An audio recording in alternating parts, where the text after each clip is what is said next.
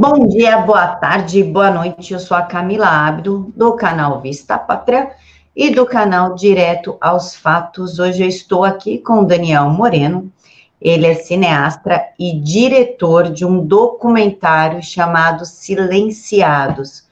Daniel, muito obrigada por aceitar falar com a gente. Bom dia, Camila. Legal falar com você. Daniel, antes da gente começar, você me permite colocar o trailer do documentário, só para o pessoal entender do que a gente vai falar? Sim, Camila, fica à vontade. Vamos assistir o trailer, sim. Imagina o seguinte: nunca mais você vai acariciar os cabelos do seu filho enquanto você estiver vivo.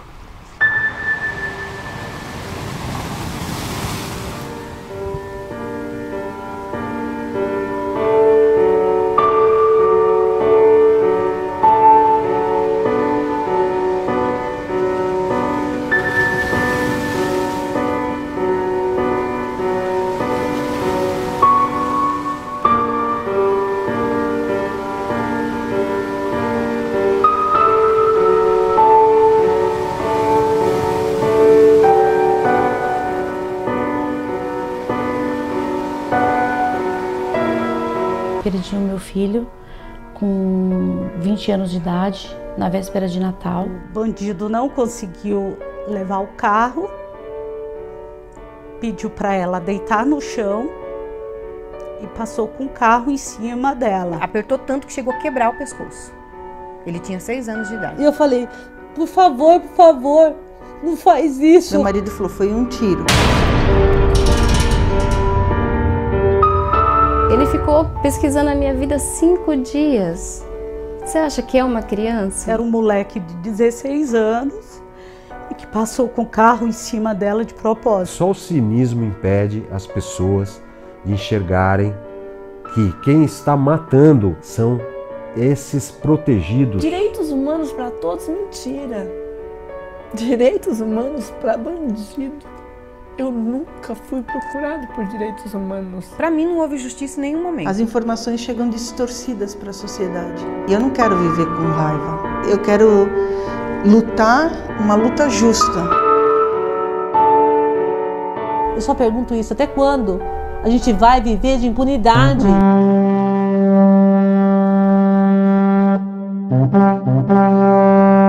Mais fácil você morrer no Brasil do que no Iraque.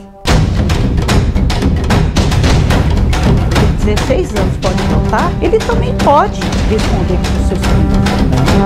Eles tentam me matar.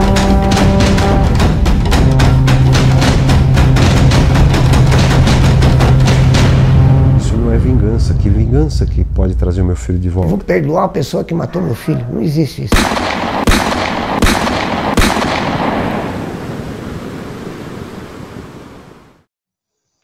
Bom, pessoal, esse é o trailer. Vocês viram que choca, que é um documentário doído, ainda mais para quem é mãe, para quem é pai, que nunca quer sentir esse tipo de dor, nunca quer passar por essa situação.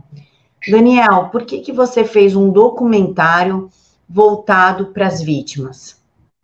Então, Camila, como você sabe, como as pessoas sabem em geral, no Brasil você não tem muito essa tradição no cinema, principalmente no cinema, né, falando especificamente de cinema, de mostrar esse personagem, vamos chamar de personagem, né, que é o parente da vítima do crime violento. Você não tem isso, né? Você praticamente não tem documentário, você não tem na ficção, né? E são histórias, evidentemente, são histórias comoventes que precisam ser contadas de alguma maneira, né? Então eu percebia isso me incomodava.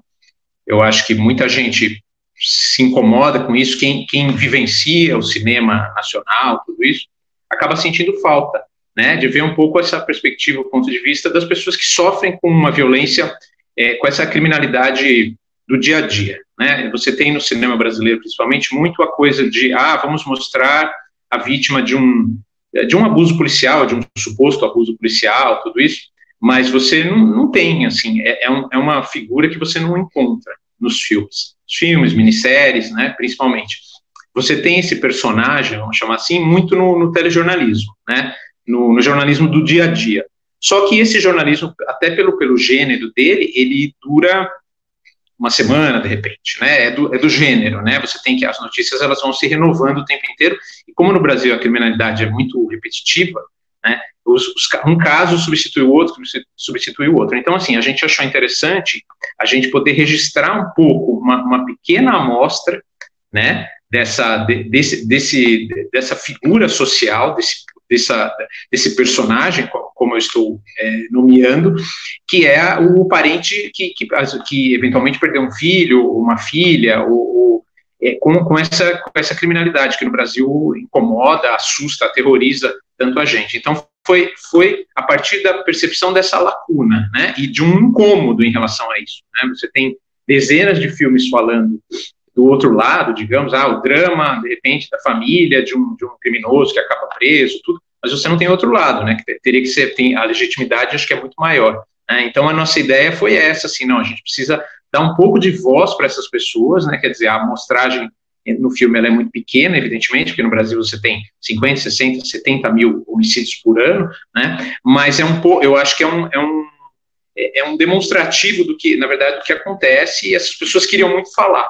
né, elas têm essa necessidade de falar, e a gente tentou dar voz para elas, e num registro que é um registro que eu chamo de cinematográfico, quer dizer, a diferença do registro cinematográfico para o registro que seria jornalístico, o caráter do cinema é uma coisa que perdura, né, assim, o filme vai estar sempre aí, e o jornalismo acaba, por essa renovação que é quase diária, né, os casos acabam ficando um pouco esquecidos, né, assim, a memória vai se perdendo. Então foi essa a nossa intenção, né, percebendo a lacuna e um incômodo, né, quer dizer, um desagrado em relação a isso, né, porque tanto filme falando, aquela história, isso até vira um jargão, mas não vira um jargão à toa, né, o cinema brasileiro gosta muito de bandido, né, e não liga muito para a vítima. Então a gente, a partir dessa percepção, a gente quis fazer um filme, dar voz para essas pessoas, né.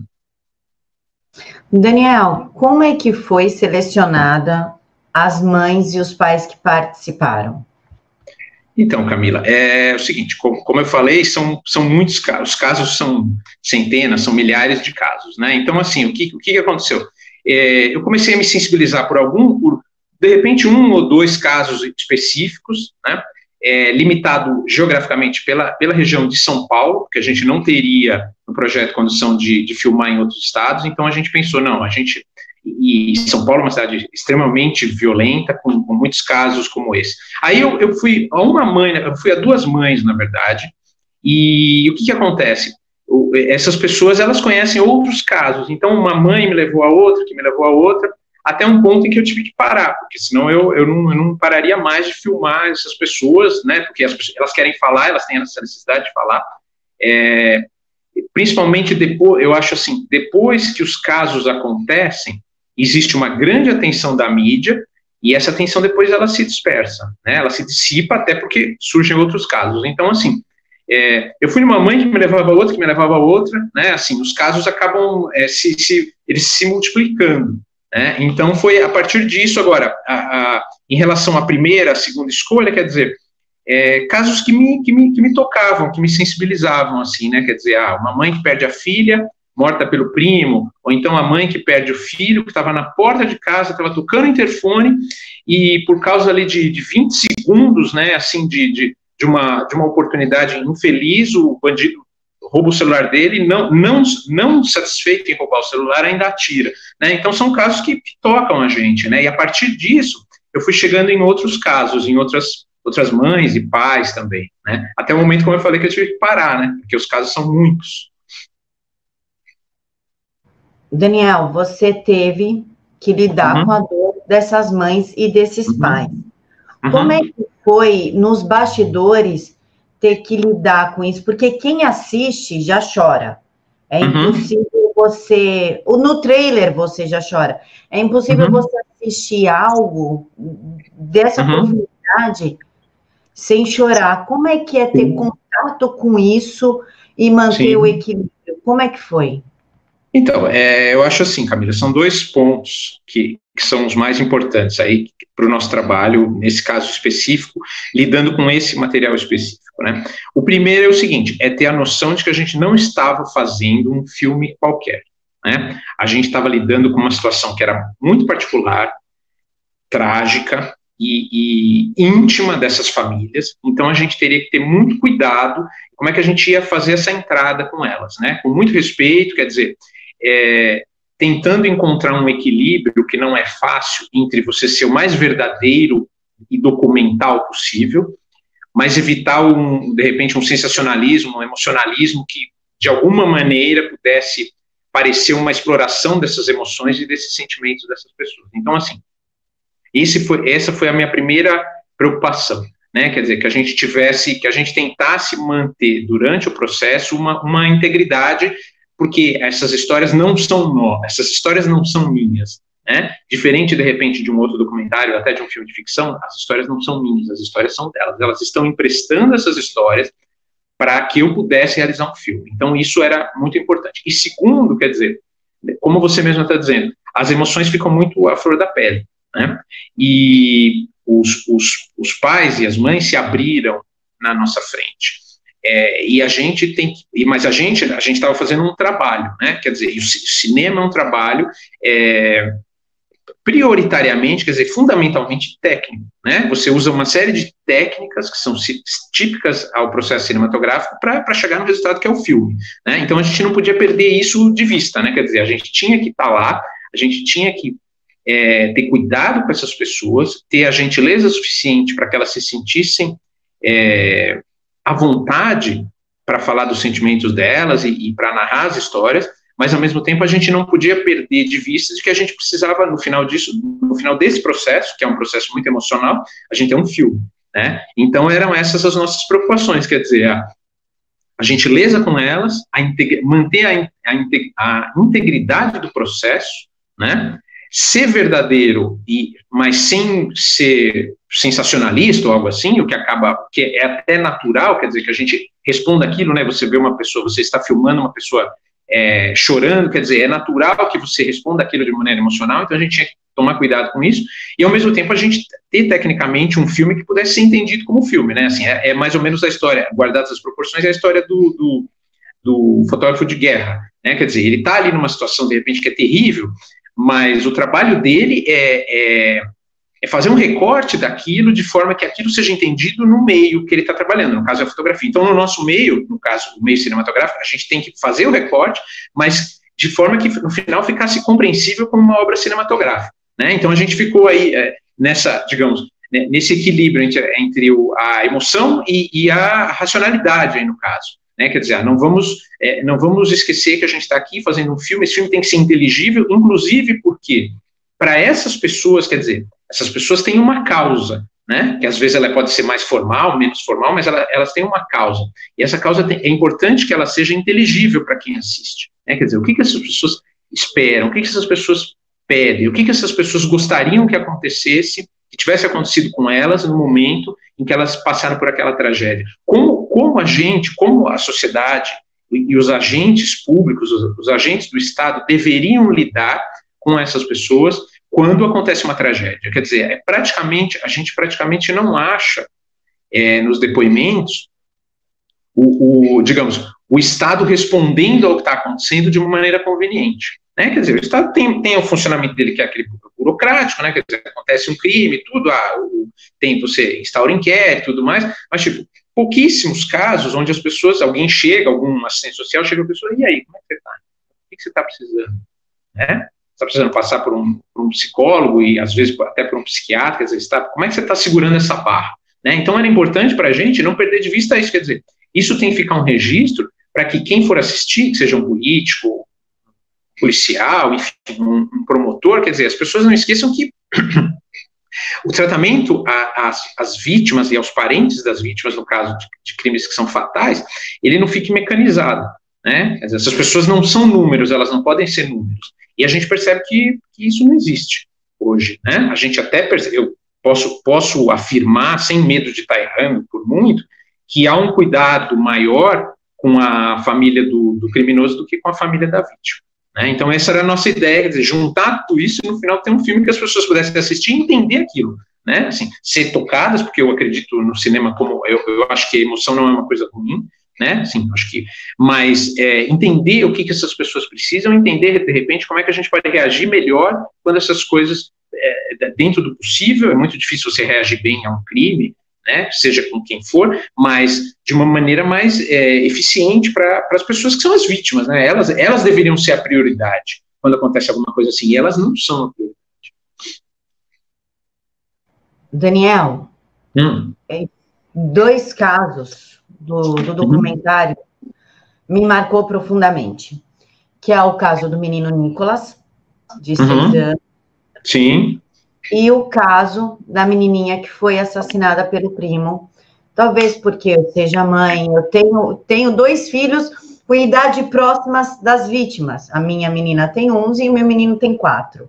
Né, com idade próxima das 2 vítimas do sexo igual. A menina que foi morta pelo primo. Sim. E o menino que foi morto pelo pai. Sim.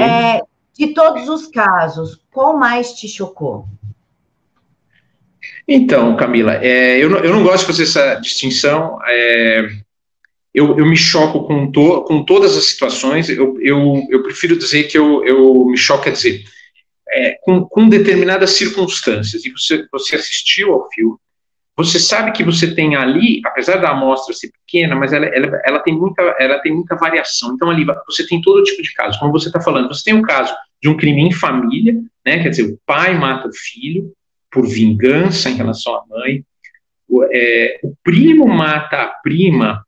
Esse caso é impressionante, assim, talvez por causa porque, na verdade, o que acontece? Vamos analisar, vamos pensar nesses 2 casos que você está falando. O sentido do pai matar o filho, que é uma coisa, claro que é uma coisa absurda, evidente, agora, ele tem um sentido de vingança, quer dizer, né, uma vingança em relação à mãe. Hoje em dia, infelizmente, a gente vê isso muito, né? Eu não sei se os casos aumentaram ou se o registro dos casos aumentou por causa de rede social e tudo mais, mas essa coisa do homem se vingando da mulher no filho é uma coisa desprezível, né? Agora, o menor, né? Vamos destacar a coisa do menor, do crime do menor, né? O crime do menor, ele adquire, do menor cometendo crime, né? Não pode ser preso, ele é apreendido em tese ele só pode ficar 3 anos apreendido, mas ele fica muito menos, na verdade. É a banalidade desse mal em clara decorrência de um problema social e jurídico, né? Então, o que eu estou querendo dizer com isso? Um moleque hoje que mata, um moleque de 14 anos, 15 anos, 16, enfim, que mata uma pessoa, que atira numa pessoa num assalto, ou que mata a própria prima, no caso, porque foi flagrado ali mexendo em umas coisas, roubando, tudo, embora ele não seja responsabilizado juridicamente pelo que ele fez, da maneira como ele deveria, né, eu acho que as pessoas deveriam ser responsabilizadas juridicamente pelo crime, não pela idade delas, mas ele tem exata noção disso, quer dizer, ele mata porque ele sabe que matar é uma coisa da qual ele vai se safar de alguma maneira, principalmente por ele ser menor.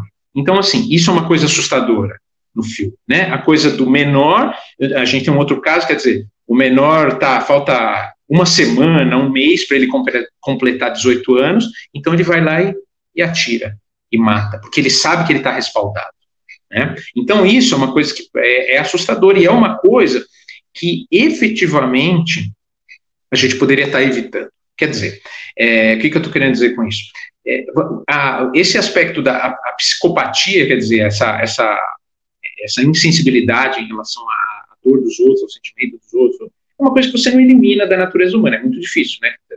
Você vai ter um psicopata na Suíça, em Luxemburgo, né, em Singapura, quer dizer, isso é uma coisa que você não elimina, isso faz parte da natureza humana. Né? Você pode, de alguma maneira, tentar monitorar isso, tentar se precaver, tentar se antecipar a isso, né? Assim, uma pessoa que é diagnosticada com algum distúrbio, você de repente, monitorar essa situação para evitar que ela parta para uma violência real, né? Isso sempre vai ter, o que eu quero dizer, é muito difícil se eliminar. Mas a gente tem no Brasil, e o filme mostra alguns casos, que são exemplos disso que eu estou falando, que são efetivamente assassinatos que não precisariam acontecer, eles só acontecem quando nós estamos no Brasil. Eles só acontecem porque no Brasil há uma cultura, né, de ordem muitas vezes jurídica, né, de você, o garantismo e tudo mais, quer dizer, você garante, você ao longo do tempo, ao longo dos anos, você garante tantos direitos, vamos falar assim, para quem faz alguma coisa errada, que isso, de alguma forma, fica no imaginário dessas pessoas, né? E elas sabem, então, né? Elas sabem, então, por exemplo, o menino que tem 17 anos, isso a gente tem no filme um pouco. Poxa, se eu matar, vai me acontecer muito pouco.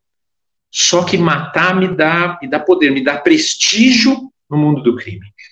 Então, ele aproveita para cometer esse crime antes de fazer 18 anos para estar marcado, como se ele tivesse um carimbo ali. Poxa, esse cara é um cara, esse é um bandido de primeiro nível, vamos dizer. Esse cara já matou, né? Então, assim, ele só faz isso porque ele sabe que não vai acontecer nada, o que vai acontecer para ele é muito pouco, né? Se ele tivesse, no outro lado, a perspectiva, a percepção de que se ele fizer isso, ele vai pegar uma cadeira elétrica, ele não faria, né?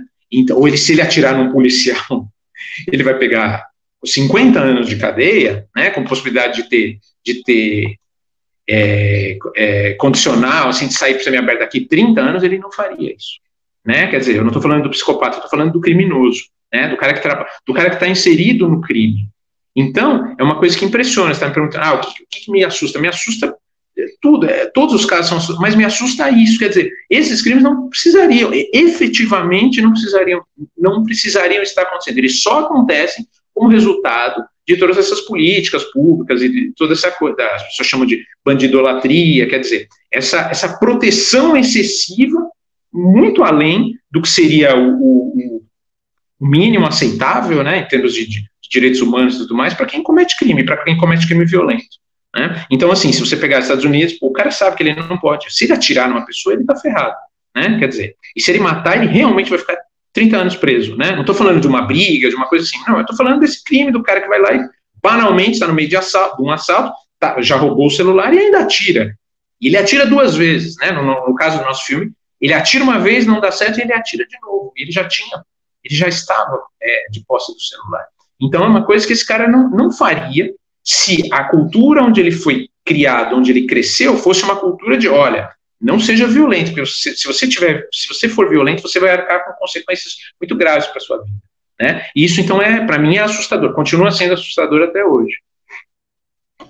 Daniel, eu tive contato 2, 3 vezes com a mãe do Thiago, e também é um caso que marca, porque você sente a dor dela.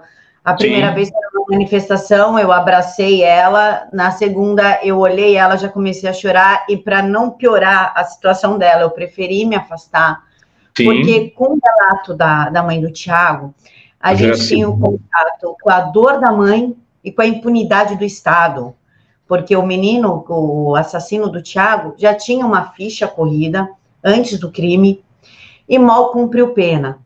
E a mãe sofre hoje a perda do seu filho. O Thiago era noivo, estava montando o casamento dele, tinha toda uma vida pela frente. Como é que foi lidar com a experiência do contato real da impunidade? Como é que foi essa sensação?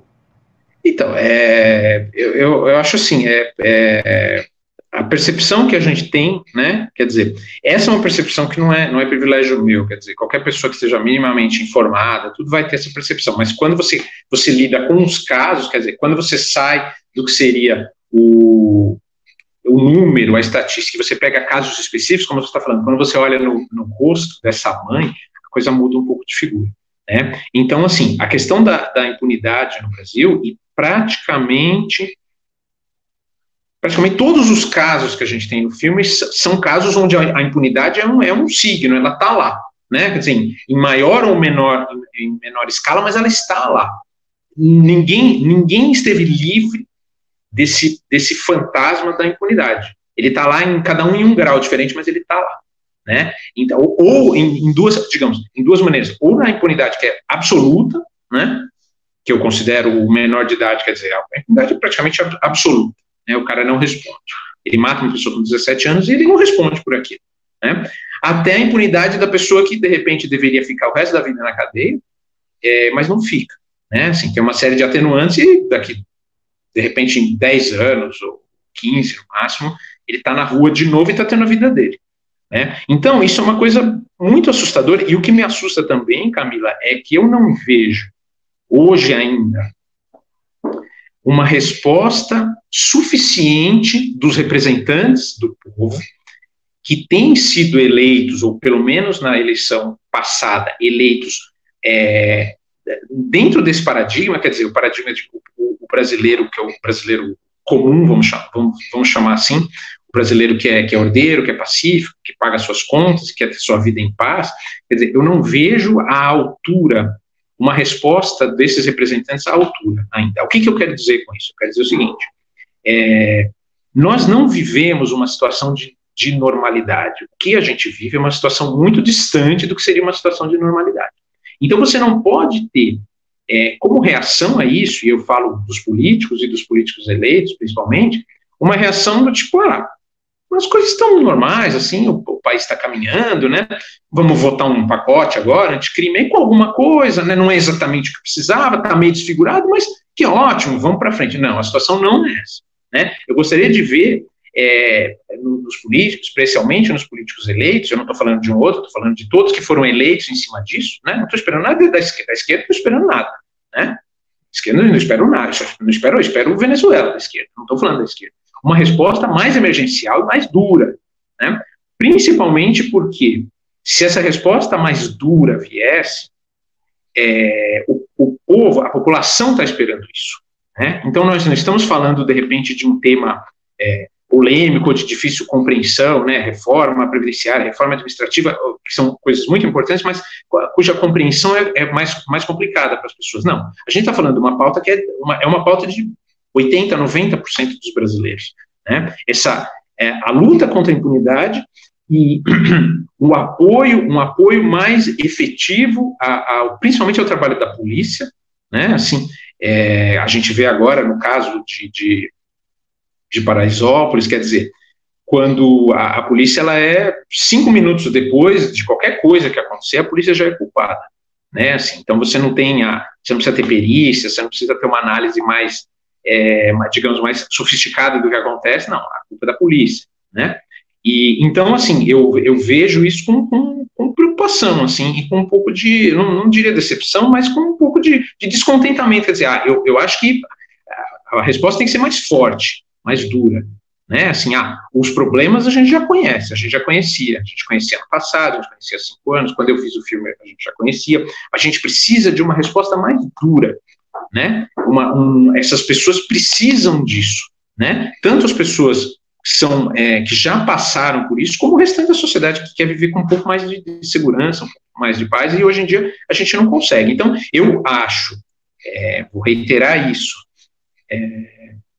a segurança pública, quer dizer, você confrontar hoje em dia o que você tem, a violência criminosa como regra, deveria ser a primeira prioridade no país. Não existe nenhum país do mundo, independente dos indicadores econômicos, que conseguiu, a longo prazo, ter prosperidade, ter desenvolvimento, se o respeito ao direito natural das pessoas, quer dizer, o que é o direito natural? O direito de não ser assassinado, o direito de não ser sequestrado, o direito de não ser roubado, o direito de não ter sua casa invadida, quer dizer, se isso não for prioritário. Se isso não for prioritário, o país não vai para frente. Você pode ter ali um surto de alguma coisa, de desenvolvimento, mas o país não vai para frente. Então, eu gostaria de ver em relação à impunidade, por exemplo, eu vou te dar um exemplo, uma coisa muito específica, em relação à diminuição da maioridade penal. Isso é um assunto que, para quem não é comprometido, digamos, com a agenda do crime,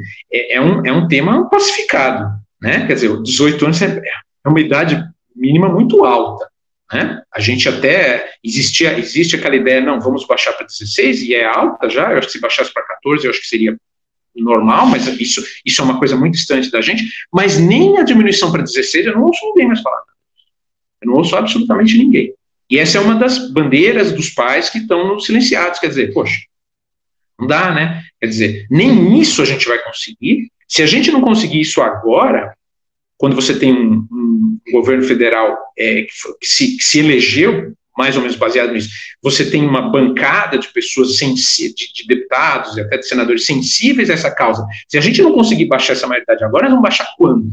Então é uma coisa assustadora, né? Quer dizer, como o ambiente político não reflete os anseios da população, né? Isso não é novidade, eu não estou falando nenhuma novidade, mas nesse caso específico é um negócio assustador. Esse ano eu não ouvi ninguém falar de baixar a maioridade penal. E isso é uma coisa, nesse sentido, é decepcionante. Daniel, voltando para o caso do Nicolas. O Nicolas teve os dedinhos da mão quebrados, né? E eu concordo com a visão da mãe quando ela diz que na perícia falaram que foi a água. Nós sabemos que não foi a água. Podemos dizer, ou o que você acha, se a perícia tentou amenizar para o lado do assassino do Nicolas? Podemos dizer isso ou não? É muito leviano a gente dizer uma coisa dessa. Então, Camila, como você está dizendo, eu não sei, eu não tenho como afirmar nenhuma coisa nem outra, né? Quer dizer, agora, o que eu acho que a gente pode afirmar sem medo de errar, quer dizer, é que a partir do momento, isso em todos os casos que a gente tem no filme, e provavelmente nos casos que a gente tem por aí, que não estão no filme, a partir do momento que o crime é cometido, você tem praticamente uma máquina, um sistema de amenização do que o criminoso fez. Então, assim, não acho que isso seja culpa especificamente de quem trabalha, do policial ou da polícia científica. O que você tem é uma cultura, né? Assim, você tem uma cultura de que, e a gente sabe de onde vem isso, quer dizer, de onde vem isso? Isso vem de que você tem uma Constituição que foi redigida por uma classe política, que era resultado direto das tensões do regime militar, né? Quer dizer, do medo, aquela, às vezes, a paranoia, de repente, do Estado usar a força policial para reprimir o inimigo político e tudo mais. Então, você tem o quê? Você tem isso aí vira uma cultura que acaba, de alguma maneira, ela acaba entrando nos procedimentos das pessoas que trabalham com o problema. Então, assim, eu acho que existe muito medo de você, de repente, como você está dizendo, de pesar para o lado do criminoso, né? Quer dizer, as pessoas têm medo, é um receio, uma coisa está dentro delas, de repente, e isso vem dessa cultura, né? Quer dizer, uma cultura de achar que se o cara, a partir do momento que o cara é preso, por exemplo, ele passa a ser uma vítima do Estado, do sistema, quer dizer, a gente tem que dar a ele todas as garantias para, de repente, ele não ficar chateado, deprimido, tudo mais, né? A coisa da audiência de custódia, né? Quer dizer, a polícia te tratou bem, quer dizer, está faltando alguma coisa, entendeu? Assim, então eu acho que isso, eu não sei, não tenho como afirmar nada em relação aos casos, a gente não entrou nisso, né? Assim, o nosso filme, Os Silenciados, é uma obra sobre personagens, sobre histórias de pessoas, né? Não tem nada, não é investigativo, nem nada disso,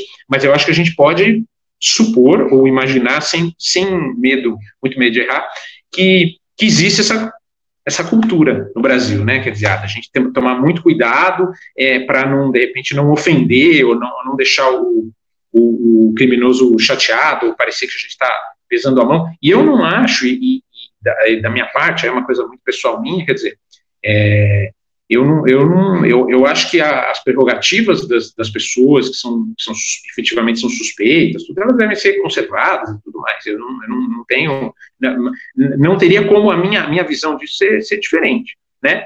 Agora, nos casos, praticamente, acho que em todos os casos do silenciado, nós não estamos falando de suspeitos no que seria a exata acepção da palavra, né? Assim, que no Brasil agora o cara mata a mãe ao vivo na televisão, todo mundo viu, ele confessa e o cara é suspeito até o final do processo, o que é uma coisa ridícula, uma coisa até satírica, né? Parece que não é sério, né? Então, assim, nesses casos, a gente não está falando disso, né? Quer dizer, no pai que matou, que bateu, que agrediu o menino e que acabou matando, quer dizer, ele não é um suspeito, né? Então, eu acho que a gente não precisa ter esse medo, de repente, de pesar para o lado dele, alguma coisa que às vezes pode acontecer, e até, de repente, eventualmente, numa perícia, quer dizer, a interpretação dos dados que estão ali, de repente, isso pode acontecer, assim, eu não duvidaria por causa dessa cultura que a gente, infelizmente, tem no Brasil hoje, né? E eu sempre também gosto de salientar a questão do crime violento, né? Quer dizer, eu não estou falando do cara que pegou, está errado também, evidentemente, o cara roubou lá um litro de leite, saiu correndo. Não, nós estamos falando de criminosos violentos, né? Que eu acho que o problema é sempre a violência, né? Daniel, das justificativas para os direitos humanos e para a justiça pegar leve com essas pessoas é que elas são de baixa renda, coitadinho, oh meu Deus. Só que, citando aqui 2 exemplos, os assassinos do Rodrigo, que é o filho do Jorge, e o assassino do filho da Márcia, eles não eram de baixa renda, eles não passavam necessidade, e destacando o assassino do filho da Márcia, ele tem 5 irmãos, né? Todos trabalham, todos estudam, a mãe foi muito clara, a mãe do assassino foi muito clara ao falar que nunca faltou nada para esse menino. Então, essa justificativa cai. Os assassinos do filho do Jorge, o Rodrigo, eles faziam faculdade, eles trabalhavam, então cai também por terra essa história da vítima ser uma coitadinha. Como se justifica, então, essas pessoas que não passaram necessidade cometerem um ato tão brutal com alguém que elas não conhecem? Então, Camila, acho que como você está bem observando aí, né, eu acho que são alguns pontos aí que a gente pode colocar em evidência. O primeiro a gente precisa se livrar, isso é uma armadilha, a gente sabe que isso é uma armadilha da esquerda, né, a esquerda ela vai tentar enxergar qualquer situação de uma perspectiva marxista, né, quer dizer, quem é o opressor, quem é o oprimido aí nessa situação, e vamos ficar do lado do oprimido. Né? E é evidente que isso não sei, esse modelo não serve, né? Assim, a realidade é muito mais matizada, ela tem muito mais detalhes do que isso. Então, acho que cada caso tem que ser analisado de uma maneira particular. Não podemos aceitar esse pretexto de violência como uma resposta ao social, né? Quer dizer, a problemas sociais. Não porque os problemas sociais não existem. Eles existem. É evidente que eles existem. Né? Quer dizer, eu vejo a violência, e isso é uma coisa importante, como uma linguagem. A violência é uma linguagem. Né? Então, se você pega uma criança e a linguagem que ela aprende desde pequena é a linguagem da violência, é um idioma que ela vai falar quando ela crescer, né? Então, assim, é evidente que isso tem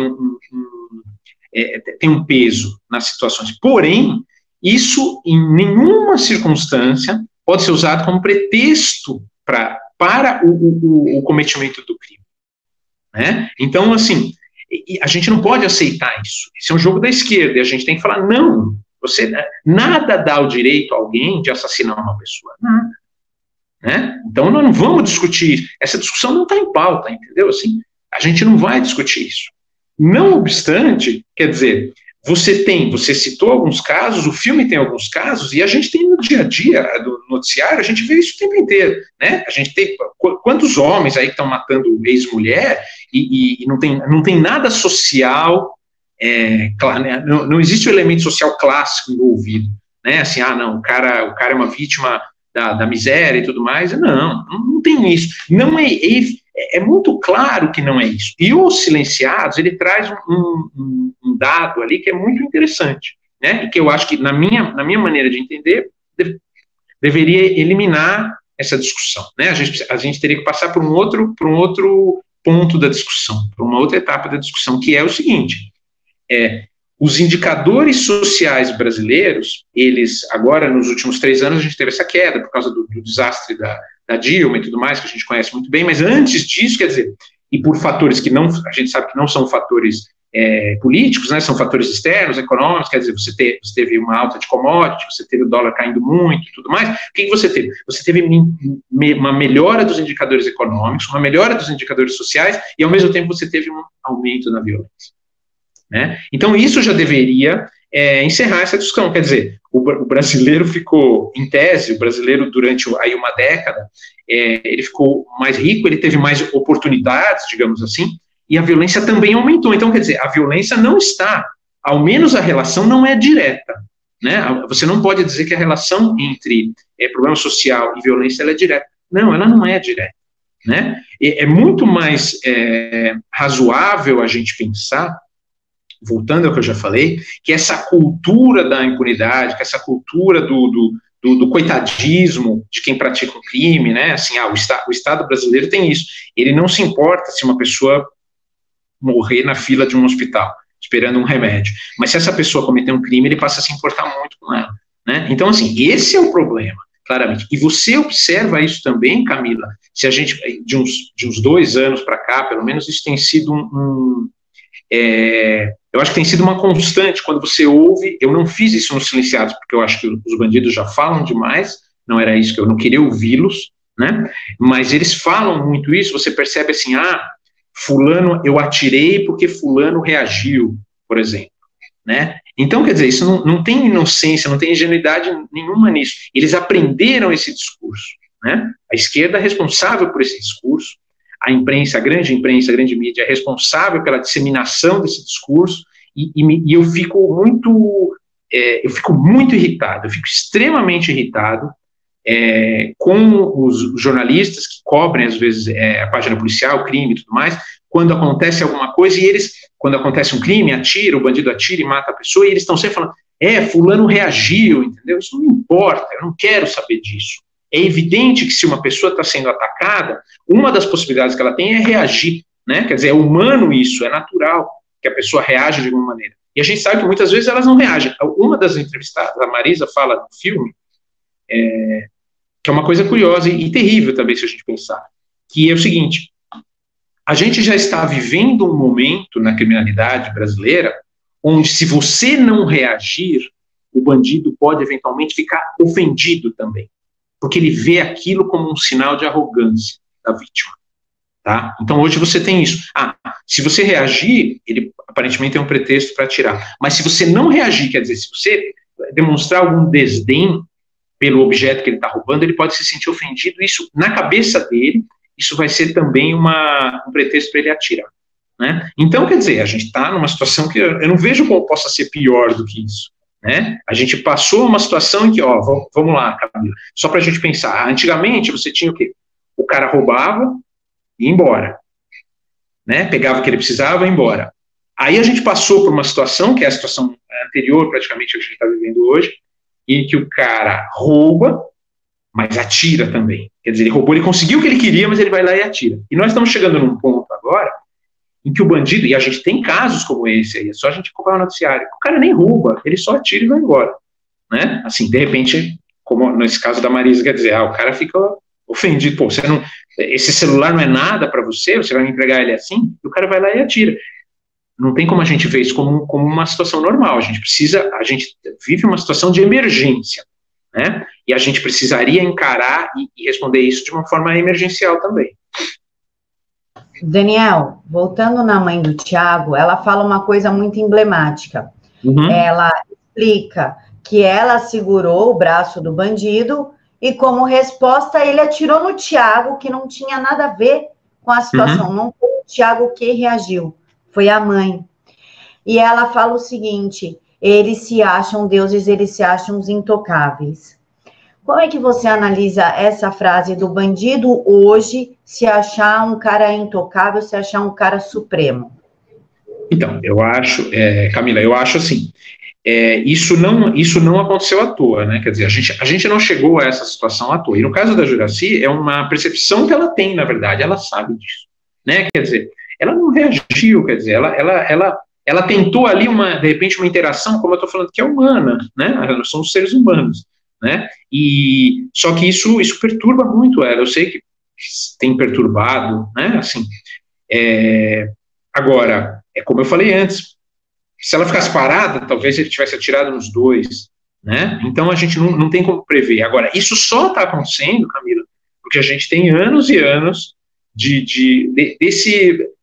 dessa cultura se impregnando no imaginário das pessoas, né? Assim, as pessoas elas correm para entender, eventualmente para justificar o que o criminoso está fazendo. A gente sabe que isso não está surgindo à toa, é a esquerda que faz isso, né? Assim, a esquerda vê, a gente pode até analisar dessa perspectiva mais ampla, quer dizer, a esquerda vê, ela enxerga no criminoso um agente de transformação social, um agente da revolução, né? Assim, ele é a ponta de lança para combater a burguesia e tudo mais, né? Então isso não é uma coisa que surgiu naturalmente, quer dizer, isso é uma coisa que vem há décadas sendo plantado, e a gente chegou hoje no ápice disso, né? A ponto de você pensar em relação a baile funk, periferia, quer dizer, tipo, poxa, você tem uma série de crimes sendo cometidos, né, e ninguém fala nada em relação a isso, né? Quer dizer, você não vê o governador falando, não, a gente precisa acabar com essa coisa do cara tá com uma arma e ficar apontando a arma para cima, tá com fuzil mandando, não, ele não está preocupado com isso, né? Assim, ele está preocupado, de repente, em melhorar as condições de realização do evento, como se fosse um evento qualquer, como se fosse uma apresentação de uma orquestra de cordas, e não é, né? Então, eu acho que essa cultura foi uma coisa que cresceu, principalmente no ambiente universitário, né? Ela tem como origem essa visão da esquerda, o marxismo que impregna o pensamento, a maneira de entender o mundo e tudo mais. Muito esquerdista vê, e esquerdista que eu digo, professor universitário, agentes do direito também, lógico, a gente sabe disso, né? Vê o criminoso como um agente de transformação social, né? Como um soldado da revolução social contra a burguesia, né? E agora, que essas pessoas tenham essa visão, eu acho até natural, é o que eu falo, eu não espero nada dessa gente, né? O que a gente precisa ter é uma resposta que seja mais dura, e eu não estou falando uma resposta dura de resposta violenta, não, mas é uma posição firme, quer dizer, não, nós não vamos mais aceitar isso, né? Assim, a gente não tem como aceitar, e a gente precisa resolver isso, né? Mesmo porque, embora o sofrimento em relação à violência ele atinja todas as classes, né? Quer dizer, você não pode, a gente não dá para falar assim, isso é uma coisa, por exemplo, crise econômica sempre vai atingir mais as pessoas mais pobres e tudo mais. Agora, a violência atinge todo mundo. A gente tem aqui em São Paulo, a gente tem o exemplo do bairro do Morumbi, que é um bairro de alto padrão, um bairro que convive com a violência o tempo inteiro, é um problema que o Estado não consegue resolver, né? Então, assim, apesar disso, é natural a gente pensar que as pessoas mais pobres, mais vulneráveis, elas vão estar mais sujeitas a sofrer essa violência, né? Então, eu falo, um exemplo, assim, banal, mas que eu acho que é uma situação muito, muito séria, e que a gente teria que sensibilizar mais com isso, quer dizer, a pessoa que sai da casa dela, ela está num bairro pobre, e ela tem que sair, tem que andar 2 horas de ônibus, 3 horas de ônibus, ela sai 4 horas da manhã, às vezes, para ir num ponto de ônibus, aquela pessoa está sujeita à violência o tempo inteiro, né? Mulheres, talvez mais ainda, provavelmente mais, né? Então, a gente não pode continuar aceitando isso, né? A gente não pode aceitar essa coisa do reagir, como você falou e como eu falei, quer dizer, fulano reagiu, então isso parece um pretexto. Eu acho que isso passa muito pela imprensa, a imprensa parar de falar isso, porque os bandidos ouvem e eles repetem, eles aprenderam esse discurso, porque eles não são bobinhos, coisa nenhuma, eles aprenderam isso, né? Então a gente tem que não aceitar mais isso, a gente não pode mais aceitar como natural os crimes, e a gente não pode mais aceitar como natural a falta de eficiência do poder público para responder a esses casos, né? Hoje a gente vê um pouco isso como se fosse uma realidade, como se fosse um dado da realidade, né? Assim, então, por exemplo, o cara está lá, de fuzil no meio da favela, isso é um dado da realidade. Não, isso não é um dado da realidade, isso é um ponto absolutamente fora da curva, e a gente tem que parar de aceitar isso. Eu acho que Camila, passa o primeiro passo é parar de achar que isso é uma coisa normal. No momento que a gente passa a achar que isso é uma coisa normal, vai ser muito difícil a gente reverter essa situação. Um exemplo disso isso tem o quê? 20 anos, mais ou menos. Talvez você lembre, ou 10, 15 anos atrás, favela era favela, quer dizer, favela era uma habitação ruim, onde as pessoas que não tinham direito não tinham dinheiro, circunstância para mudar dali, ou para conseguir melhorar de vida, tinham que morar lá. O que foi acontecendo? Passou-se a chamar a favela de comunidade, praticamente acabou a possibilidade de resolver o problema, né? Resolver o problema que é urbanização, né? Regularização de lote, saneamento básico, e é muito confortável para os políticos quando as pessoas passam a achar isso uma coisa normal, quer dizer, não, favela é normal, não é favela, é comunidade, né? Então, em relação à criminalidade, é a mesma coisa, a gente não pode ter isso mais, né? Isso, quanto mais as pessoas entenderem como normal o que está acontecendo, mais distante a gente fica de um ponto onde a gente consiga reverter essa situação. E eu jamais vou aceitar que 50 mil homicídios por ano seja uma coisa normal. Não tem como a gente aceitar. A gente não tem como aceitar que isso aconteceu, acho que há 15 dias atrás, o cara sai do fórum, você deve ter visto esse caso, ele está com tornozeleira, ele atravessa a rua, entra na casa de uma mulher de 75 anos para roubar e mata essa mulher. Pô, isso aí não é possível. Que a gente olhe isso e fala, não, isso é normal. Né? Então, acho que pelo menos a percepção tem que mudar. A percepção é uma coisa que a gente pode mudar hoje. Né? Assim, a transformação mesmo, jurídica, ela demanda mais tempo e tudo mais, é mais complicado, mas a percepção tem que mudar. Se a gente mudar a percepção, a gente fica menos distante de confrontar o problema e pelo menos minorar. Eu não acho que o problema vai desaparecer, é evidente que ele não vai, mas a gente está tolerando demais, né? Nosso nível de tolerância está muito alto. Daniel, nós temos uma frase do Lula, que foi trazida à tona logo depois que ele saiu da prisão, na qual ele fala o seguinte: o cara só quer roubar lá o celular para poder pagar sua cervejinha, para isso, para... E a gente sabe que no ato de roubar o celular, uma menina, um menino, que nem começou a vida ainda, leva um tiro na cabeça. Nós também temos um vídeo muito emblemático dos direitos humanos de um cara que estuprou, torturou e matou uma moça, e na sala lá que ele estava sendo investigado pela polícia, sendo questionado, entre os direitos humanos, que oferece água gelada, oferece balinha e fala para ele: você fala que você estava sob efeito de droga. Aí o cara: não, mas eu não estava, mas você vai falar isso. E vocês chamaram essas ONGs, essas entidades, incluindo a Igreja Católica no Brasil e diversas entidades de defesa dos direitos humanos, que são contra a diminuição da maioridade penal. Elas não aceitaram falar. Qual foi a justificativa? Então, é engraçado isso, Camila, porque é o seguinte, aconteceu 3 vezes, mais ou menos, aí com 3 entidades aí, né? Eu não vou falar exatamente quais são, mas é mais ou menos você deve imaginar. E eu acho engraçado assim, no primeiro contato que a gente tinha, né, que a produção do filme tinha, as pessoas, elas aceitavam falar, né? Aí, em determinado momento, durante na negociação para a gente marcar a entrevista e tudo mais, elas percebiam com quem elas estavam falando e elas desistiam, né? Então, assim, existe uma... Quer dizer, as pessoas estão tão acostumadas nesse meio, estou falando desse meio, né, quer dizer, o meio de discussão jurídica e tudo mais, a repetir sempre as mesmas coisas, que elas achavam que a gente ia falar as mesmas coisas que quantos filmes aí falam o tempo inteiro, né? 50, deve ter 50, 100, 200 filmes sobre digamos, retornando aos mesmos pontos, né? Encarceramento em massa, né?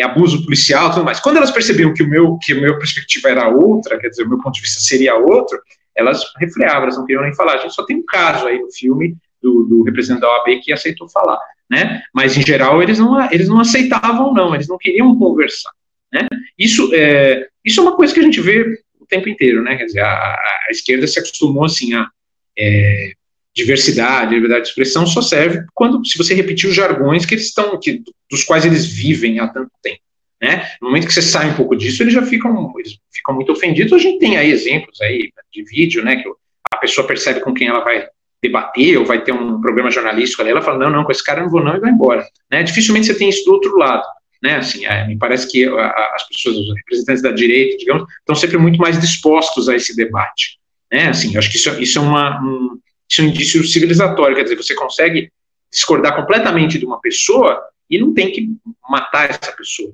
né? Agora, a esquerda não está muito disposta a isso. Então, assim, no momento que eles viam, de repente, eles poderiam ser confrontados com algumas coisas na entrevista, eles recuavam e acabavam não querendo falar, né? Você falou em relação ao Lula, o que o Lula falou, né?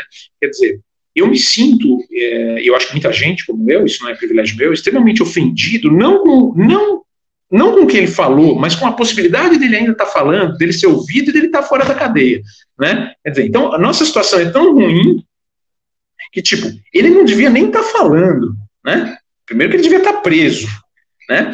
E mesmo preso ele não devia falar, porque ele preso deu praticamente na mesma, né? Quer dizer, acho que ele dava mais entrevista preso do que agora, né? Então, assim, é extremamente ofensivo para os pais de vítimas ele ter falado uma asneira dessa, mas do que vem dele não me surpreende, né? Acho que não tem como a gente se surpreender com mais nada que venha dele. Agora, é ofensivo, e eu acho que isso também é um indício de como a nossa justiça tá complicada, quer dizer, o negócio não está funcionando, né? Apesar do esforço, a gente tem aí, todo mundo sabe, poxa, casos aí de pessoas com muito brio, muita fibra, né? Tentando colocar bandido na cadeia e sofrendo muito com isso. Agora, poxa, o simples fato dele estar solto, dependendo do que ele mesmo que ele reze um Pai Nosso solto, já é uma coisa extremamente, para mim, extremamente ofensiva. E no caso ele ofende diretamente as vítimas desses assaltantes e tudo mais. Uma coisa importante, Camila, que a gente tem que pensar é o seguinte: eu acho que a gente não pode prender por qualquer coisa, né? Quer dizer, primeiro porque é um problema, a gente não tem vaga suficiente, e segundo que realmente tem situações em que prender não é a melhor saída, né, quando o criminoso, quando a pessoa que comete o crime ela não é violenta. Porém, a gente tem que responsabilizar sempre as pessoas pelo que acontece, né? Então, o que eu estou querendo dizer? Um furto, por exemplo. Furto hoje é uma coisa que, tipo, praticamente, do jeito que a gente está, assim, foi só um furto, não foi nada, né? Mas eu já tive coisas furtadas e é um aborrecimento terrível, quer dizer, você não sabe o que você está fazendo, né? Você pode estar prejudicando demais a vida de alguém, furtando alguma coisa dela, mesmo sem usar violência e tudo mais. Agora, a gente tem que responsabilizar as pessoas. As pessoas, quando uma pessoa furta, o que acontece normalmente? Isso é uma coisa... Eu vou dar um outro exemplo, você vai entender o que eu estou dizendo. Hoje em dia a gente tem muito essa coisa dos casos de feminicídio, de violência contra a mulher. A esquerda se apropria disso, né? É aquela coisa, a culpa não é do cara, a culpa é do machismo, culpados são todos os homens, não o homem cometeu a coisa, quer dizer, eu tô em casa, tô quieto, não fiz mal nenhum, mas a culpa é minha, né? A culpa não é do cara que cometeu o crime. Só que, assim, o que acontece, e que a imprensa não percebe isso, às vezes não percebe porque é burra mesmo, porque as pessoas são burras, ou às vezes não percebe porque não quer perceber, né? A maior parte desses agressores de mulheres, desses feminicidas, o que eles são? Olha só que coisa interessante, e independente de rico, pobre, da região, né? Eles são reincidentes. Então, o que eu quero dizer? Se você não coíbe a violência no primeiro passo que ela dá, a tendência não é o cara abandonar a violência, a tendência é o cara subir na violência, né? Então, assim, o cara que começa furtando, depois ele rouba sem violência, sem arma, depois ele vai lá e compra uma arma, em algum momento ele vai matar uma pessoa, quer dizer, ele não sai disso e fala, nossa, eu furtei, agora eu roubei sem arma, agora eu vou aprender a tocar violino. Porra, não é isso que acontece, né? Assim, então, no caso dos feminicídios, você tem caras que têm um histórico de violência, que muitas vezes não deviam nem estar soltos, né? E a imprensa não percebe isso, ou não sublinha isso. Eu acho que é importante a gente sublinhar isso. Existe a tendência da violência é uma escalada para cima, né? Assim, então, a gente tem que cortar no começo, quer dizer, um garoto vai lá, 15 anos, e comete toma um celular, faz a correria dele, toma um celular, ele tem que ser responsabilizado por isso, né? Eu não acho que ele tem que ser preso, por exemplo, mas ele tem que ser responsabilizado, ele tem que perceber as consequências daquilo e ficar muito claro para ele que a próxima vez que ele fizer, é cana, né? Aí ele realmente tá encrencado, né? É a coisa dos americanos, quer dizer, você faz um negócio uma vez, complica, mas se você fizer a segunda, já era, né? Assim, e a terceira é strikeout, né? Acabou, entendeu? Acabou, você vai ser um presidiário o resto da tua vida, né? E no Brasil a gente não tem isso. Então, quer dizer, a gente tem que também observar que a violência é uma escalada, né? Assim, a pessoa começa pequeno e vai, normalmente, eu acho que via de regra é isso, são raras as exceções, ela começa pequeno na violência e ela vai subir, a tendência dela é subir. Ela percebe, não aconteceu nada comigo, eu vou mais além. Depois que ela mata, por exemplo, depois que ela mata um, né? Quer dizer, ela já quebrou o limite que ela eventualmente poderia ter, né? Então a gente tem que cuidar disso. E quanto mais cedo a gente coíbe isso, eu acho que menor a chance da pessoa ir continuar nessa escalada, né? Daniel, você falou do Dr. Martin, do diretor dos direitos humanos da OAB, e essa seria a minha próxima pergunta. A OAB aceitou receber vocês, e o Dr. Martin, ele falou coisas sem desrespeitar o seu entrevistado, mas coisas estarrecedoras, do tipo, a família tem que pagar para o bandido estar na cadeia, porque nós que sustentamos eles nas cadeias, porque também é responsável pela recuperação dessa pessoa. O cara que cometeu esse crime, coitadinho, é uma vítima da sociedade, ele está à margem da sociedade. Nós sabemos que isso não é verdade. E ele também culpa a polícia pela violência. Ele fala, a polícia do Brasil é letal, a polícia do Brasil mata mais que a polícia americana, querendo comparar a cultura americana e a punição, a justiça americana com a do Brasil. Não tem comparação. E para ajudar, nós temos ainda a audiência de custódia, que protege e defende o criminoso. Como é que você analisa essas falas de um diretor dos direitos humanos, um componente da OAB, com a audiência de custódia? Então, eu acho o seguinte, Camila, em relação à questão, vamos lá, são três coisas aí, três coisas importantes, né? Em relação à polícia, é o que você está dizendo, não tem como você comparar, né, assim, mesma coisa que dizer, no Brasil tem muito preso. Não, no Brasil não tem muito preso, né? Se mais de 90% dos homicídios não são jamais esclarecidos, né, quer dizer, então você tem aí, na verdade, muita gente comete crime solta, não só solta, a gente nem tem ideia quem elas são, né? Então, o problema do Brasil não é que o Brasil prende demais, não, o problema do Brasil é que acontece muito crime, né, assim, em decorrência, e aí uma parcela dessas pessoas acaba presa em algum momento, né? Em relação à polícia, não tem como você comparar, né, assim, a letalidade da polícia brasileira você tem que medir em relação aos crimes, né, quer dizer, qual é o cotidiano desses policiais, ao que eles estão sujeitos, né, ao grau de risco que eles têm, né? A gente tem vídeo na internet do policial chegando em comunidade, sendo recebido com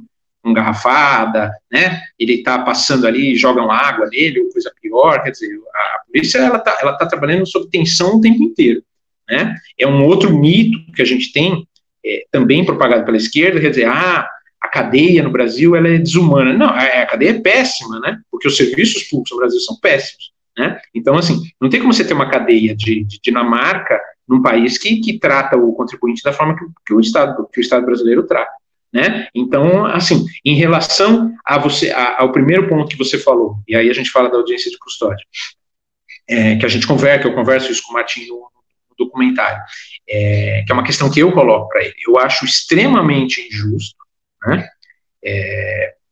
E acho até ofensivo você imaginar que é o que a gente tem no Brasil hoje, quer dizer, o cara comete o crime, ele vai lá e mata, assassina uma pessoa, como a gente tem lá nos silenciados 11 casos ali de assassinatos, né, de homicídios, latrocínio ou homicídio. Aí o que você tem? No momento que ele comete o crime, o contribuinte que não cometeu o crime, o que envolve a vítima do crime, o parente da vítima do crime, ele é obrigado a cuidar do bem-estar do criminoso, e não só isso, Camila, ele é obrigado a arrumar uma profissão. Eu acho esse argumento muito engraçado, né? O cara comete o crime, ele vai preso. Aí é o seguinte, aí o Estado fala para a vítima assim, olha, cara, agora você vai ter que arrumar uma profissão para ele. Porque se você não arrumar uma profissão para ele vai sair e ele vai cometer um crime de novo. Poxa, não é possível, não tem como a gente levar a sério o negócio desse, né? É uma distorção terrível, né? Eu acho que os criminosos, o que eles tinham que ter? Eles tinham que ter garantido o que é o mínimo da dignidade ali, a comida, o local para dormir. Agora, tudo que não é isso, eles tinham que pagar, tá? E não é só isso, Camila, que isso é uma coisa que tem nos Estados Unidos e no Brasil a gente não tem essa cultura, não tem esse hábito, que é o cara responder no criminal e responder também no civil. Quer dizer, o cara foi lá e matou alguém, ele vai responder no criminal. O Estado, a demanda do Estado, tudo mais. Mas ele vai ter que indenizar a vítima também. Tá? Isso é uma coisa importante, né? E é uma coisa que no Brasil a gente não pensa, né? É o mínimo, né? Quer dizer, ou mesmo em outros casos que não seja assassinato, o cara roubou o carro de um cara, foi lá, arrebentou o carro. Tá aqui, o carro devolveu, a polícia recuperou, ele tem que pagar esse prejuízo. Isso teria que ser o mínimo, era a primeira coisa que teria que acontecer, e no Brasil não acontece. Então no Brasil o criminoso faz o crime, no momento que ele comete o crime, a pessoa que não cometeu o crime, a pessoa que está honesta, que está trabalhando, está pagando a a absurda carga tributária que a gente tem no Brasil, ela tem que garantir que ele aprenda uma profissão, porque senão ele vai cometer o crime de novo. Isso é piada, isso não dá para ser sério. Não tem como a gente achar que é sério. E a audiência de custódia que você está falando, eu acho que aí foi assim, digamos, a gente chegou ao estado da arte da coisa, né, assim, o cara cometeu o crime e aí você tem um aparato para ele dizer como é que ele está sendo tratado depois que ele cometeu o crime, né, assim, se ele precisa, como você falou, se ele precisa de alguma coisa, se ele quer água, se o policial de repente, sei lá, riu dele, né, assim, se ele foi humilhado, tá tudo errado, né, Camila? Não é possível, não tem como a gente continuar. Eu insisto nessa tecla. A primeira forma da gente, a melhor maneira da gente começar a mudar isso é não entender isso mais como uma coisa normal, né? Assim, isso vai de tudo, inclusive da soltura do Lula, quer dizer, não tem como a gente achar isso uma coisa normal, né? A gente tem que achar, não, nós estamos vivendo em absoluta anormalidade. Né? Talvez a partir daí a gente consiga criar, porque a gente sabe, principalmente no Brasil, e hoje, inclusive, que a classe política ela é bastante reativa, né? Assim, se a gente simplesmente deixar, a gente não sabe onde a coisa vai. Agora, se as pessoas cobrarem, se as pessoas insistirem, se as pessoas realmente forem chatas nas coisas, a classe política, de alguma forma, em algum momento, ela vai reagir na direção que a gente precisa, que a gente prefere. Né? Então, a audiência de custódia, isso não sou eu que falo, né? Isso são pessoas que são operadores do direito, falam, quer dizer, o desânimo, às vezes, do policial. No Brasil, a gente desestimula o policial, a gente quer três coisas do policial, e principalmente não só mais o policial militar, acho que é o cara que está na ponta ali, né? O cara que está o tempo inteiro. A gente liga, quando dá alguma coisa errada, a gente liga para a PM, né? Então é o cara que está ali, é a primeira linha de combate quando alguma coisa errada está acontecendo. Então, assim, a gente não paga ele muito bem, a gente sabe, a retaguarda que ele tem, que a família dele tem, se dá alguma coisa errada, não é das melhores, a gente sabe disso, né? Ele dependendo de onde ele mora, ele é um pária social, quer dizer, ele não pode mostrar que ele é policial, senão ele morre. Só que a gente quer que ele resolva os crimes, quer dizer, que ele esteja lá, que ele esteja no lugar certo, na hora certa, que ele não seja violento, que ele resolva o problema, de preferência, sem que ninguém se machuque, principalmente o bandido. E aí ele, depois de tudo isso, de repente, numa audiência, numa coisa assim, ele ainda tem que passar por uma desonra, quer dizer, a gente desestimula o policial o tempo inteiro a agir. É assustador isso, né? Assim, é assustador como a gente vê na internet muito isso, o policial que tem orgulho de ir lá e falar, eu peguei, principalmente aqui em São Paulo a gente não tem tanto, mas a gente às vezes vê vídeo no Nordeste do delegado que pega um bandido, ele mostra o bandido e fala, esse cara é o cara, eu peguei, aqui na minha cidade não tem isso está acabando, né, assim, porque o policial ele é tão desestimulado a fazer o trabalho dele, que me surpreende como muitos sempre façam de forma heróica até, como a gente sabe disso, né, quer dizer, quem vai trocar tiro com os caras é ele, entendeu? Então, acho que a audiência de custódia é o estado da arte disso, né, quer dizer, tá faltando alguma coisa pro bandido, ele tá precisando de alguma coisa, tá chateado, entendeu? Prefere ser tratado de uma outra maneira, é ridículo, né, cara? Daniel, eu estava no grupo do WhatsApp das mães, né, que participaram do documentário, mais algumas. Eu não aguentei os relatos e saí da ação. Eu acho que a gente precisa ter um certo preparo para aguentar esse tipo de relato. Vocês pretendem, mesmo você tendo tido essa experiência, esse contato real com a dor, com o desespero, vocês pretendem fazer a parte 2 do documentário? Então, Camila, eu acho que isso envolve alguns fatores que fogem da minha, digamos, da minha possibilidade de resolver, de estar influenciando. Eu sou um fazedor de filmes, né? Assim, então, eu saio de uma ideia e consigo entregar um filme. Agora, eu dependo do mercado, eu dependo da estrutura no Brasil para que esses filmes cheguem às pessoas, né? Então, o que aconteceu com os Silenciados? A gente teve um processo de produção que foi bastante bem sucedido, né? A gente teve uma repercussão, se a gente tivesse essa repercussão, a gente não estaria falando do filme hoje, agora, com você, né? Agora, a gente não conseguiu chegar ao grande público, que era o meu interesse era chegar ao grande público. né? Eu entendo o cinema como uma arte popular, né? Eu quero atingir o maior número possível de pessoas, e a gente não conseguiu fazer isso por alguns motivos. Então, assim, a gente queria continuar com silenciados, a gente queria fazer um silenciado só com famílias de policiais que perderam os seus parentes policiais, né, em ação. A gente queria fazer isso também, mas para isso eu preciso que o mercado, de alguma maneira, assimile o filme, o trabalho que eu faço. E isso hoje em dia não acontece, por uma série de motivos, né? E como eu estou dizendo, eu não tenho controle sobre isso, né? Eu queria os silenciados num circuito, eu queria os silenciados numa televisão aberta, eu queria tudo isso. Mas isso hoje em dia é muito difícil, né? Assim, isso não é um problema só meu, isso não é um privilégio meu, né? Eu não gosto, Camila, do discurso de vitimização do produtor de cinema, do cineasta. Não me sinto bem com ele, não me sinto à vontade com isso, nunca usei isso antes, poderia ter usado antes, na época quando a gente tinha um governo de esquerda aí durante tanto tempo, durante 20 anos praticamente, nunca usei isso, não gosto disso.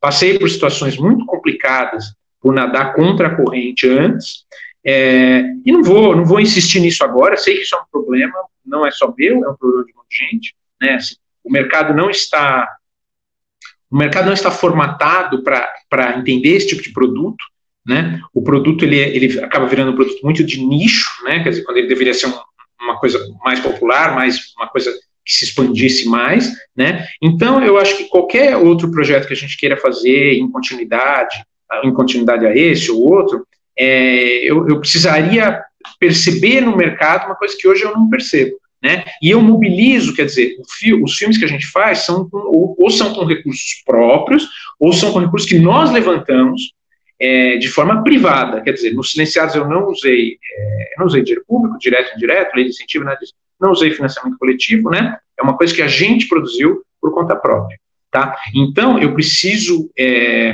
para uma empreitada dessa, novamente, eu preciso ter mais segurança que eu vou conseguir chegar no circuito de alguma maneira, inclusive para dar uma resposta para as pessoas que trabalham comigo, para a minha equipe, tudo mais, né? Assim, essas pessoas, elas são sócias do filme de alguma maneira, né? Elas trabalharam muito, elas trabalham bastante, elas se dedicam muito, e elas são profissionais. Eu preciso dar uma resposta diferente para elas em termos financeiros mesmo, né? E isso eu só conseguiria se eu tivesse essa abertura no mercado, que infelizmente eu não consegui até hoje. É o que eu estou falando. Eu faço filme, eu sei fazer filme, tá? Depois Silenciado, dirigi um outro documentário que eu não produzi, mas co-dirigi um documentário com um amigo meu, tudo mais, né? Quer dizer, continuo em atividade, mas eu acho que o mercado precisa sinalizar alguma coisa diferente, que hoje eu não vejo essa sinalização, não vejo perspectiva dessa sinalização. Você tem filmes que estão chegando, longe de eu ser o único, tem um monte de gente fazendo filmes com essa, digamos, que reflitam um pouco esses valores do brasileiro, né, que ficaram um pouco esquecidos durante muito tempo, só que é uma coisa muito de nicho ainda, né, assim, é muito pequeno o alcance de todos esses filmes, inclusive do meu e dos outros, né, e eu gostaria de ver o mercado se abrir um pouco mais, para a gente poder pensar em alguma coisa nesse sentido, aí para o futuro. Daniel, a gente tem o Padilha, o diretor do Tropa de Elite, que, segundo ele esperava que a aceitação da sociedade fosse pela polícia, que nós não colocássemos o Capitão Nascimento como um herói, né? E aí você descobre que o cara, na verdade, era de esquerda, né? Um filme... Eu falo isso desde o dia que eu assisti o filme, Camila, desculpa. Eu sempre falei isso, exatamente. Não, mas é que você se apaixona, desculpa aí quem possa se sentir ofendido, mas pela ação policial, pela história do policial, problema familiar do Capitão Nascimento, que acaba o casamento, com o filho pequeno, e daí você descobre que o diretor é de esquerda e que queria criminalizar a ação da Polícia Militar do Rio de Janeiro, que é um estado dominado pela violência. Você é um diretor da direita. Você, pela entrevista inteira, você rechaça totalmente as ações da esquerda. Como é que é ser diretor de cinema num ambiente predominantemente esquerdista, que criminaliza a polícia, e você querendo fazer um documentário com os familiares dos policiais? Como é que você se encaixa nesse meio? Como você consegue trabalhar e lidar com isso?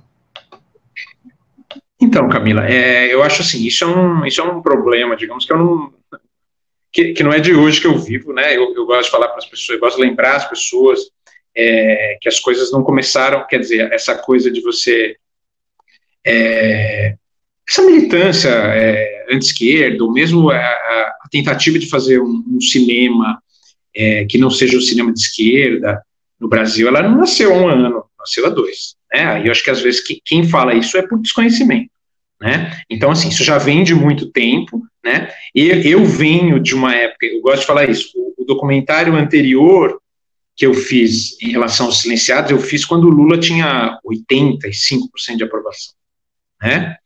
Não tinha rede social para me ajudar, eu não tinha network nenhuma, quer dizer, passei apertos por causa disso, né? Então, assim, isso é uma coisa que eu convivo, e como outras pessoas, eu não sou o único caso, não, há bastante tempo, né? Assim, no meu caso específico, é o seguinte, eu demorei para formular algumas coisas, quer dizer, eu sabia que as coisas, eu não aceitava algumas coisas que eu via no cinema brasileiro, desde a época da faculdade, né? Eu fiz faculdade de cinema, mas eu não sabia formular aquilo, né? Eu sabia que estava errado, não concordava com as coisas que eu via, mas, e não só eu, algumas pessoas, quer dizer, você ficava meio à margem daquilo, né? Mas eu tinha uma visão um pouco ingênua, né? Eu achava que eu podia entrar naquilo e de repente mudar de alguma forma, né? O que é ingenuidade, né? Você não muda um esquema que é um esquema que seja distorcido, ou você não muda ele por dentro, isso não existe, né? Então, assim, eu demorei para perceber, demorei para formular as coisas na minha cabeça, né? Agora, eu acho que todo mundo que não é de esquerda, na verdade, o que você tem, né? No cinema, na indústria cinematográfica, de modo geral, e não é só no Brasil, não, né? Quer dizer, você tem isso praticamente no mundo inteiro, né? Porque hoje a indústria de cinema, ela é hoje, diferente de há 40, 50 anos atrás, hoje a indústria de cinema ela é toda... digamos, ela é forjada no ambiente universitário, que é um ambiente dominado pela esquerda, né? Então você tem isso o tempo inteiro, não é só no Brasil. No Brasil, as coisas que são ruins, a gente brinca, né? No Brasil elas são sempre piores, né? Mas isso acontece praticamente no mundo inteiro, né? É um ambiente dominado pelo pensamento de esquerda, né? Então, assim, o que você tem? Qualquer pessoa que saia disso, você tem 2 possibilidades, né? Ou você sai da área, e eu vi muita gente saindo da área, né, não conseguindo, ou você se cala, né? Então tem muita gente que de repente não concorda, mas se cala, porque você sabe que se falar alguma coisa está fora, né? Então isso foi sempre complicado, isso foi complicado para mim durante muito tempo, continua sendo complicado. Eu sempre tive a noção, isso desde a época da faculdade, percebendo o ambiente, sem formular da maneira como hoje eu formulo, né? Quer dizer, eu comecei a fazer isso muito cedo, eu fiz o meu primeiro curso com 18 anos, eu não sabia nada de cinema, não sabia nada da vida, não sabia nada de política, não sabia nada, coisa nenhuma, né? Então, assim, eu demorei para formular, hoje eu entendo a situação de uma forma mais clara, mas na época eu percebi que que aquela profissão não era uma profissão a ser exercida da maneira como eu imaginava, então eu pensei, poxa, eu não posso depender disso financeiramente, vou tentar não depender disso financeiramente, né? Mas vou manter, de alguma maneira, a coisa da arte viva dentro de mim. Na verdade, o cinema é uma arte, né? O cinema não é um veículo ideológico, não é um veículo de propaganda, o cinema é essencialmente uma arte, né? Uma forma de expressão, né? É uma maneira de você entender, você compreender a realidade através de um meio. Então, assim, isso era complicado. Hoje eu acho que você tem, por causa de tudo que aconteceu no Brasil, principalmente de 3 anos para cá, quer dizer, você tem um movimento que confronta isso, mas eu sei, eu não só imagino, eu sei disso, porque eu conheço os casos, as pessoas me contam os casos, que ainda é muito difícil para as pessoas que trabalham com cinema ou para os estudantes de cinema ter uma visão diferente, é muito complicado, né? Quer dizer, você perde amigo, é coisa que você sabe disso, não é novidade que eu estou falando, mas você vai perder amigos, você vai perder oportunidades, você vai perder emprego, você vai perder tudo isso, né? Então, eu não sei se hoje é compatível para uma pessoa de repente começar uma carreira em cinema, não sendo militante ou não aceitando a questão essa visão da esquerda da realidade, né? Eu não sou um cara que eu não saio por aí aderindo às coisas, não é, a minha personalidade não é assim, eu não sou assim, eu não me acho participante de movimento nenhum, eu sou um cara que gosta da independência, de poder falar o que eu quiser, a hora que eu quiser, né? Eu brinco que eu só sou, a única coisa que eu realmente sou é São Paulino, aí não tem jeito. O resto, eu acho que depende da situação. Agora, eu sei o quanto a esquerda tem feito mal para a humanidade e para o Brasil, especificamente, e para o cinema brasileiro, né? Assim, isso para mim é muito claro, né? Então, eu sempre procurei ser uma voz em maior ou menor dimensão de questionamento em relação a isso. É o que eu falo. Eu não comecei isso ontem. Eu não vi na direita um nicho de mercado. Não, eu estou nisso há bastante tempo. Eu já apanhei bastante e apanhei quieto, né? Assim, então, é complicado, Camila. Continua sendo complicado. Não vejo muita perspectiva dessa situação mudar a curto prazo, quer dizer, de você ter um cinema menos contaminado, né, por essa visão de esquerda. E no Brasil a gente teve aí, praticamente durante 20 anos, o cinema brasileiro foi um cinema de realismo socialista, basicamente foi isso que você teve, né, assim, você tem personagens que se repetem dentro de uma cartilha ideológica, né, não importa, hoje em dia eu acho engraçado as pessoas falam, nossa, agora vai ter censura, que é uma coisa idiota, um histrionismo bobo, sendo que durante todos esses anos você não tem nada, quer dizer, o que a realidade mostrou? A realidade mostrou que os filmes não saíam de uma cartilha ideológica, né? O que realmente importa é o resultado, é o que está na tela, e esses filmes não saíam dessa cartilha, eles seguiam uma cartilha bastante definida, né? Assim, então você não precisa ter um órgão censor para você exercer esse domínio. Você exerce esse domínio durante o processo, né? Quer dizer, você vai enquadrando de tal forma as pessoas que todo mundo que pensa diferente vai saindo, vai caindo,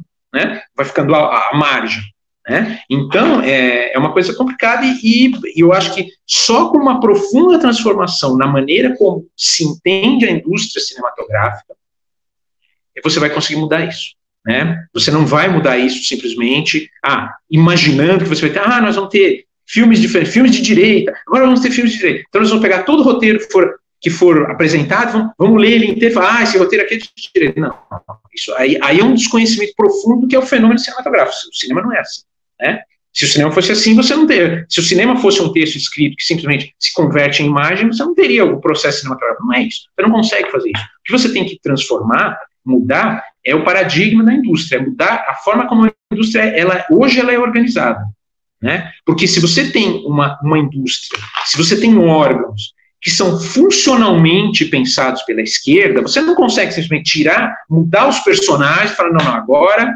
isso aqui virou um órgão que vai estimular com que mais filmes de direita apareçam por aí. Isso não existe, isso é uma incompreensão dos processos, né? Então, assim, como a indústria é funcionalmente elaborada e mantida pela esquerda por décadas, ela não vai se modificar se você simplesmente trocar os personagens. Não é assim que funciona, né? É que nem você pega a Securitas do Ceausescu e fala, não, agora essa agência de inteligência aqui, nós vamos fazer ela trabalhar para o outro lado. Não existe isso, porque ela funcionalmente é comprometida, né? Então eu acho que é complicado, né?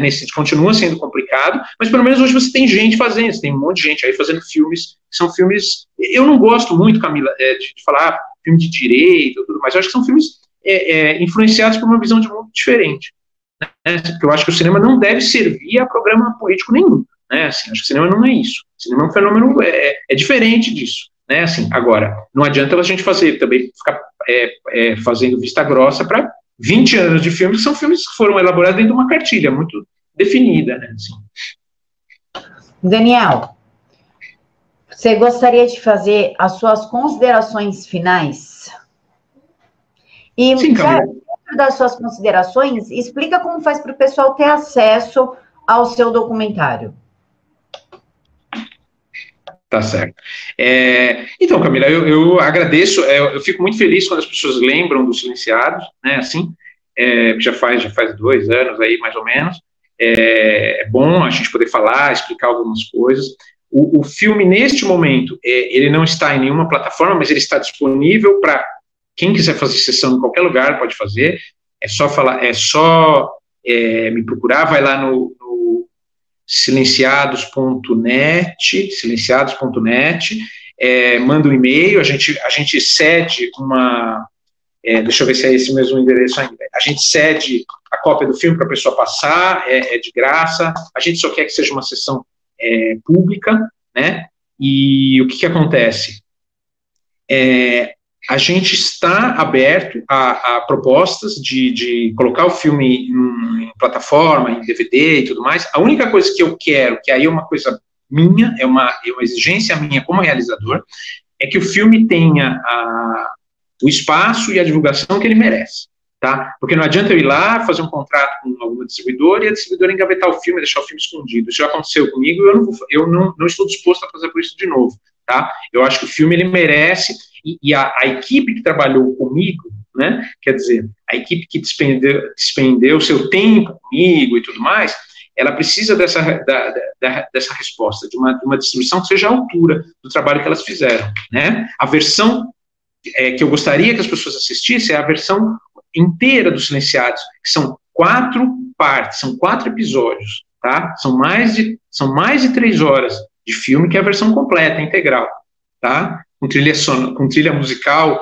composta originalmente para o filme do princípio ao fim, quer dizer, é uma obra muito caprichada, tá? E eu gostaria que as pessoas tivessem acesso a essa versão final, completa, tá? Agora, quem quiser passar, a gente tem uma versão menor, uma versão de longa-metragem, que tem mais ou menos 2 horas, e quiser fazer uma sessão na sua cidade, na sua igreja, em entidade, é só falar com a gente, é só procurar, e a gente cede gratuitamente, com muita alegria, com muita satisfação.